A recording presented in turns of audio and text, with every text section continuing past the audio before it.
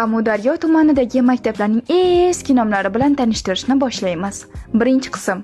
1924-yili Mang'ij shahridagi birinchi rasmiy ishini boshlagan birinchi maktab. Oldin namuna, keyinchalik Strelkov nomi bilan atalgan. Strelkov Sergey Ivanovich O'rta Osiyo Komsolon byurosida ishlagan. 1938-yilda vafot etgan. Maktabga shu yili Strelkov nomi berilgan. Xitoy ovulida joylashgan ikkinchi maktab rus shoiri Pushkin nomi bilan atalgan.